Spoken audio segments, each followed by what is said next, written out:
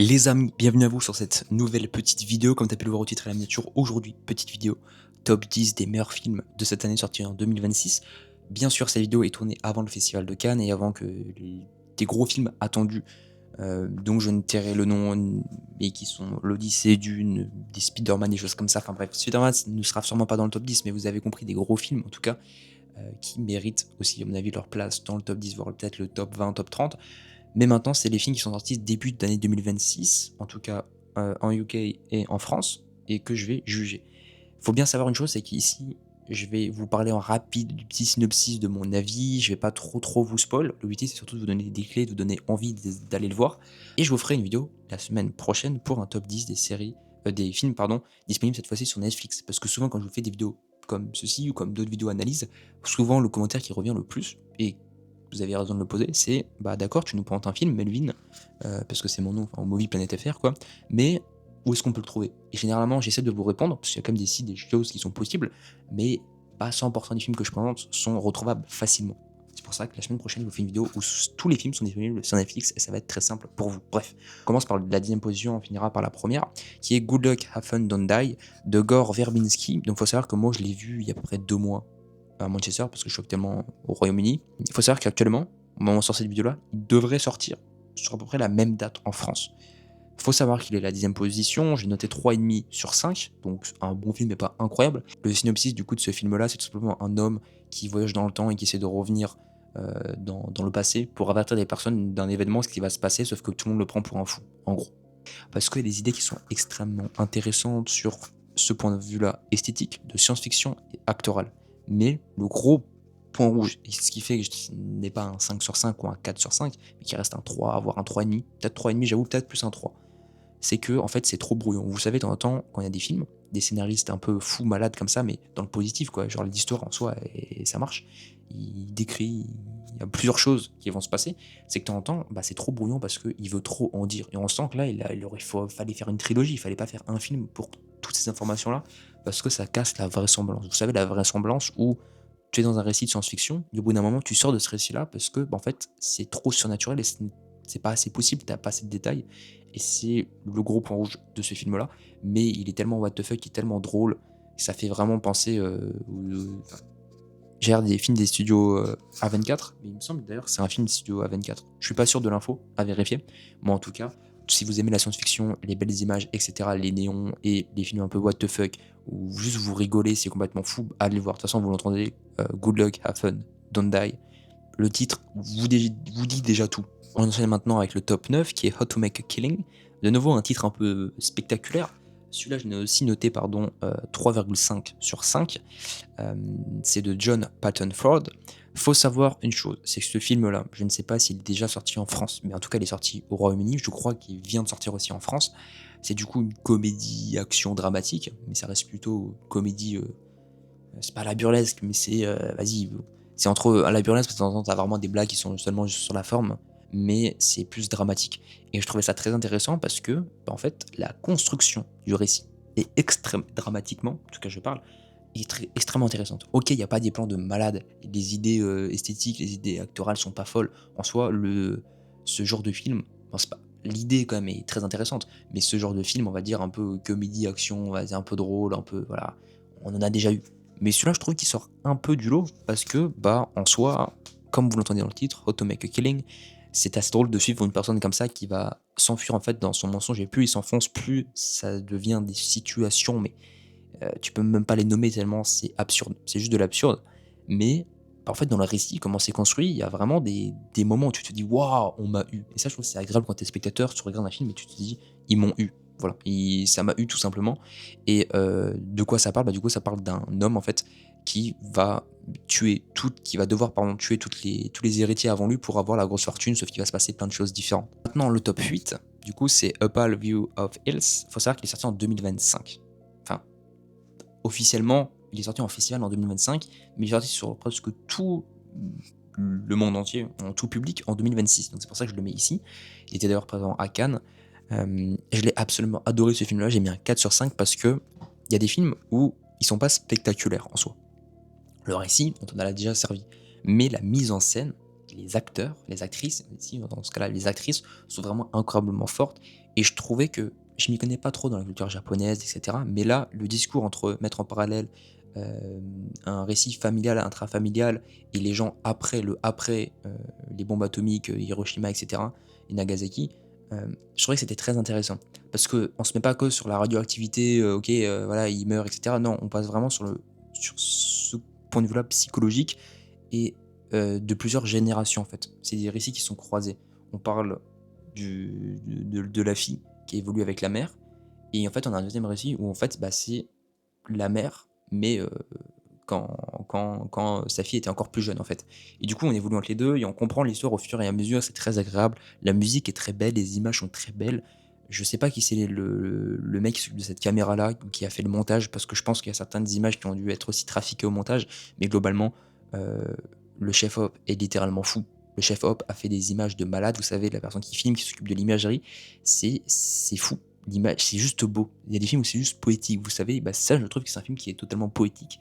Donc allez le voir, je vous en supplie. Ça peut être un très bon conseil et un très bon visionnage pour vous. Maintenant, on s'attaque au top 7 qui est Projet Hail Mary.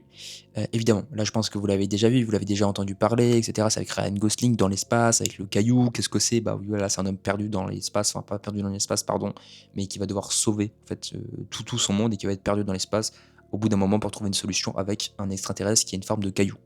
Dit comme ça, vous vous dites: «Beh, c'est quoi cette merde? Pourquoi j'aurais envie d'aller voir ça?» Parce que c'est très beau, parce que la plupart des images ne sont pas, refaits en studio, enfin, c'est refait en studio, mais en tout cas, c'est pas que des VFX, c'est ça que je veux dire. C'est que là, ils ont refait des vaisseaux, ils ont refait des vaisseaux, pardon, ils ont fait des décors et c'est très beau et ça se voit qu'il y a un truc sur l'imagerie où c'est juste beau, ça apaise et en soi, le discours, bon, c'est un peu aussi what the fuck, on a déjà vu des films sur l'extraterrestre, mais là, c'est un film qui se concentre plus sur l'humain, en fait. C'est un film qui est rempli d'humanisme et je vous invite à aller voir. Après, bon, voilà, moi je l'ai mis 3,5 sur 5. Je vois que la note moyenne sur Letterboxd, c'est 4,3. C'est extrêmement haut, je trouve, parce que voilà, c'est pas non plus un 5 sur 5 pour moi. Après, ça ne reste que mon avis, mais en tout cas, c'est un des films de cette année-là où vous devez aller le voir, en tout cas. Je pense que là, on va rentrer bientôt dans le top 5. Je pense que, vas-y, le top 7, on va dire. Projet Hail Mary en fait partie. C'est des films qu'il faut aller voir. Si vous ne l'avez pas vu, mettez au moins le dans votre watchlist pour le voir quand il sera sur Netflix, sur Canal+, etc. En tout cas, ouais, c'est très très intéressant. De toute façon, Ryan Gosling fait beaucoup d'interviews, essaie de le pousser au maximum parce que c'est un film qu'il a aussi autoproduit, enfin avec ses collègues, mais il fait partie des producteurs et bah, c'est qui a coproduit du coup, pardon.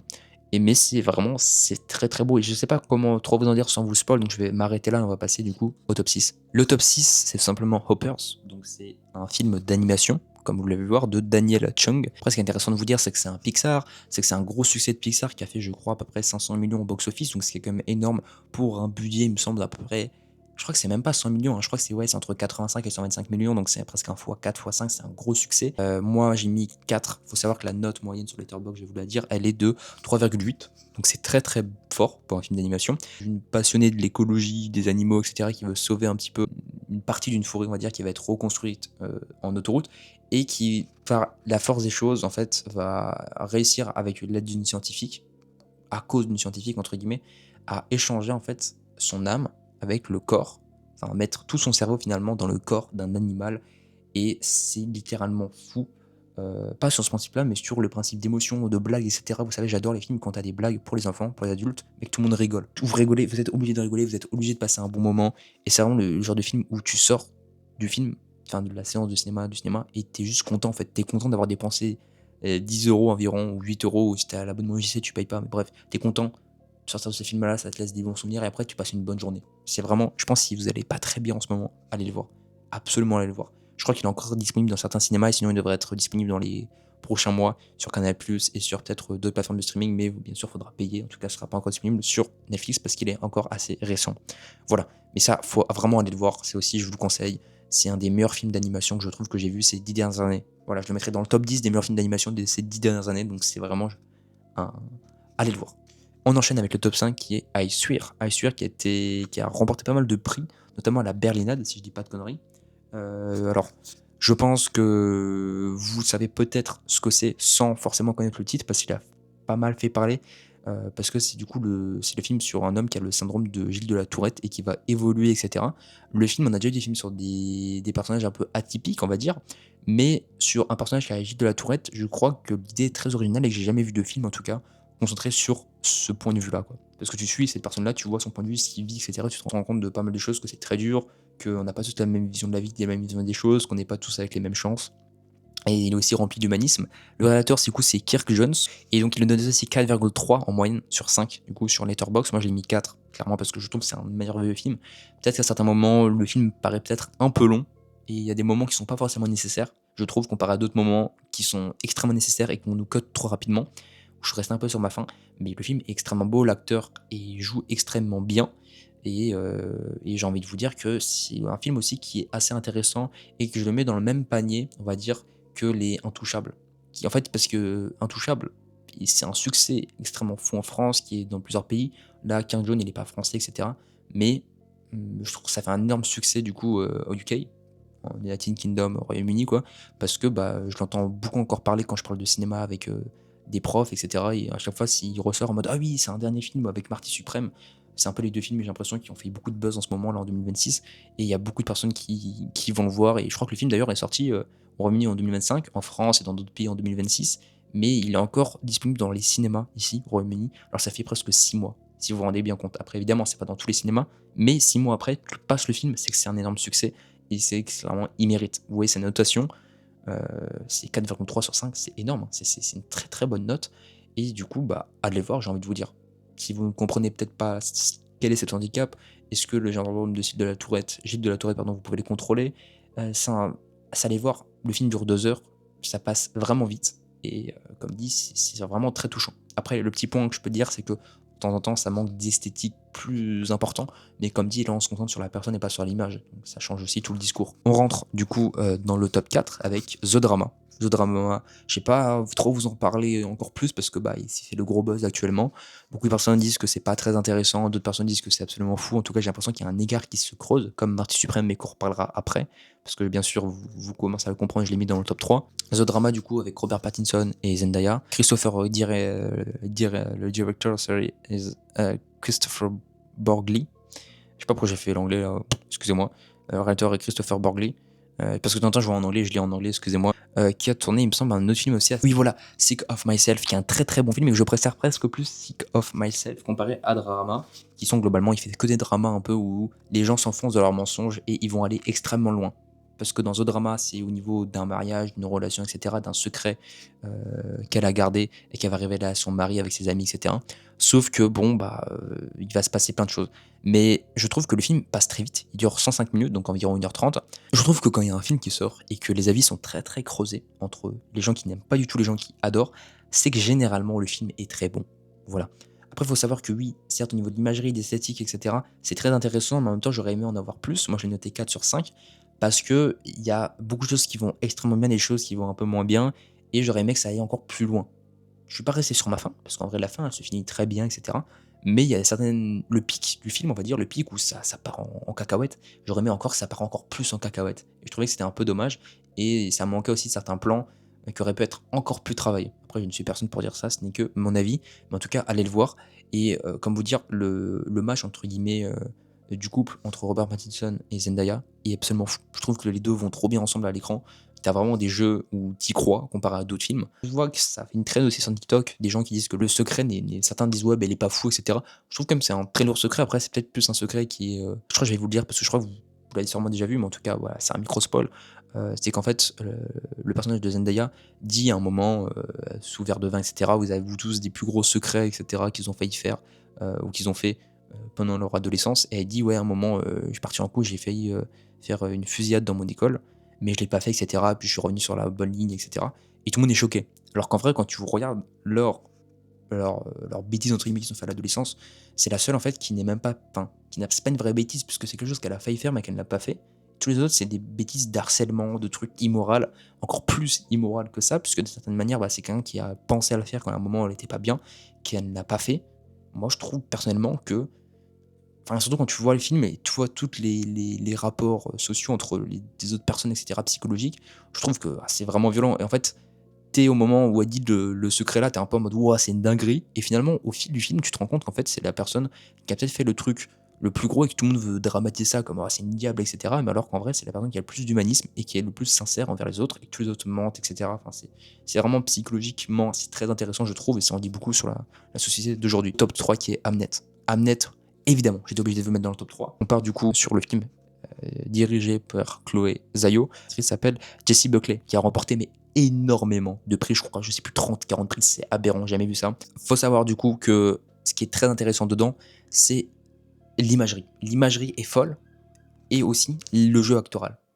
Et moi, je trouve que quand un film où les acteurs jouent extrêmement bien, et qu'on te laisse plus la place en fait au jeu d'acteurs et aux images, où on te capture des moments, je sais pas, genre 30 minutes sur un ciel avec un mot, en fait ça te fait encore plus de suspension sur ce qui est dit et sur l'émotion que transmet l'acteur.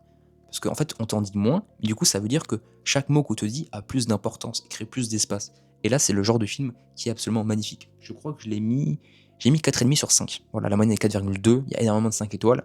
4,5, pourquoi j'ai pas mis 5? Parce que pour moi, ça manque d'un petit truc, je sais pas quoi vous dire, mais je pense qu'il me faudra peut-être un deuxième revisionnage, et peut-être qu'avec un deuxième revisionnage, je le mettrai, bah, du coup, peut-être 5, peut-être que je le laisserai à 4,5, mais c'est un film qu'il faut absolument aller voir cette année. C'est un des 2 films où vous êtes obligé d'aller voir. Il y a pas de non, je dis non, vous allez le voir parce qu'il a gagné énormément de prix, qui mérite d'avoir tous ces prix-là, c'est extrêmement intéressant, et allez voir, je vous conseille quand même d'aller voir du coup en VO, mais avec sous-titres. Moi, je l'ai vu en VO sans sous-titres. Il y a certaines phrases que je n'ai pas compris parce que je suis pas bilingue encore, mais allez le voir. J'ai envie de vous dire qu'il est tellement beau, il est magnifique. Après, il y aura un peu longtemps, il dure 2h30, il dure 126 minutes. Du coup, je viens de voir là sur Letterboxd.